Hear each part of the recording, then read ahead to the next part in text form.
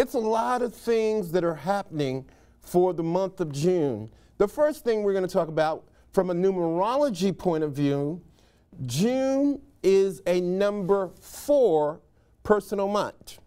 If we take June, June is the 6th month of the year. We're in a number 7 universal year. 2014 is the 7 universal year. So we add 6 plus 7, we get 13. And of course, the laws of the Pythagorean numerology system and some others say that we have to reduce it to a single number. So 6 for June plus 7 for 2014. 6 plus 2 plus 0 plus 1 plus 4 equals 13. 1 plus 3 equals 4. So we're in a 4 personal month. And this is a month that we really have to work extra hard, really get our stuff together and get organized for the month of June. It's a month that's going to favor a lot of Cancer people and a lot of Scorpio people. But June is a 4 personal month, and the vibration of the number 4 is about work, hard work, getting your stuff together, getting your stuff organized. June 2014, once again, is a number 4 personal month. So if your birthday is the 13th, the 22nd, or the 31st of the month, this should be a high energy month. But for everybody out there, myself included, I don't care if you're gay, lesbian, straight, black, white, Asian, whatever you are, we have to work very hard and get organized this month from a numerology point of view. Now let's talk about what's going on from an astrology point of view.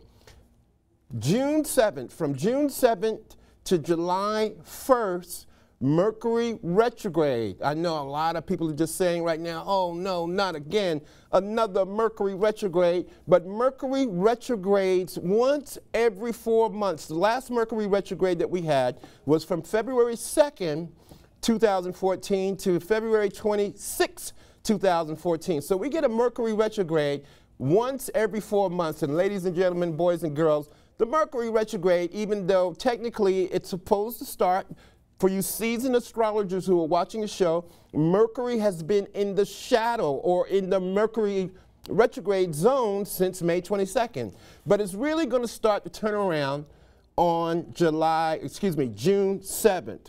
That's when the next Mercury retrograde is. It's on June 7th. June 7th to July 31st. For you fans of astrology, you know what this time is all about. It's about a time of readjustment. It's a cosmic timeout.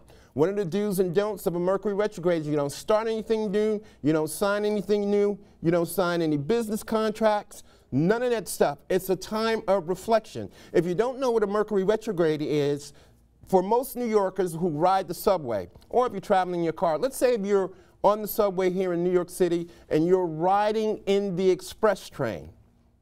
And when the express train you're riding in passes the local train at times appears to be moving backwards. You ever see that optical illusion? That's the same optical illusion that we're going to get from June 7th to July 1st during a Mercury retrograde. As we look at Mercury, it appears against the backdrop of the heavens or the backdrop of the stars that it looks like it's moving backwards. So when this happens, it's a period of readjustment. It's a cosmic timeout. It's going to be starting in the sign of Cancer.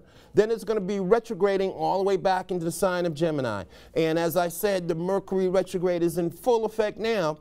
Today, my cell phone crashed. I mean, like, one of my producers here at M&N, Gary, he's having problems with his cell phone.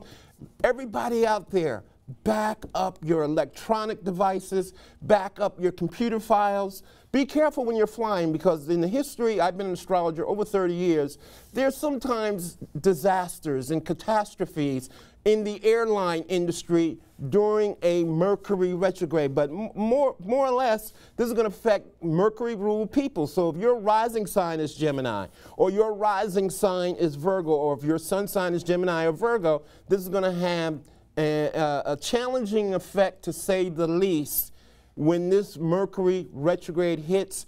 Again, it's from June 7th to July 1st.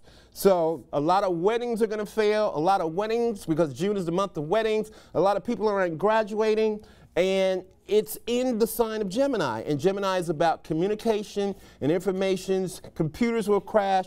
I think that a major internet portal will crash, and everybody's going to be on pins and needles. I'm also predicting during this Mercury retrograde, again, an airline mishap, because Gemini is an air sign. So be careful when you're traveling and flying in the air during this Mercury retrograde. It's going to start in Cancer at 3 degrees of Cancer for your seasoned astrologers out there, and it's going to retrograde all the way back to about 23 degrees of Gemini.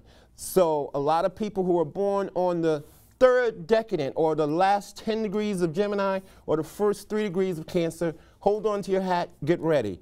Now, one last thing before we open up the phone lines is that a week from today, we have the planet Neptune.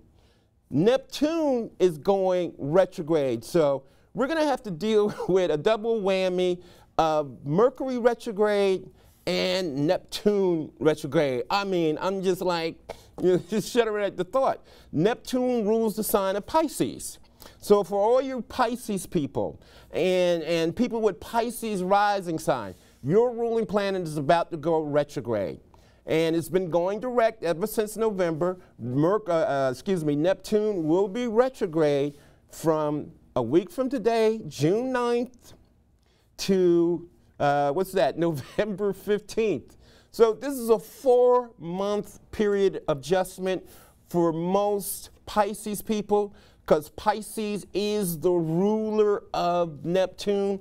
In ancient astrology, before the planet Neptune was discovered, like in the 1800s, Jupiter used to be the co-ruler of Neptune. But Neptune's qualities is about illusion, is about mystery. And depending on what house that Neptune is in your astrology chart, and if you want to know what that is, give me a call in a little while.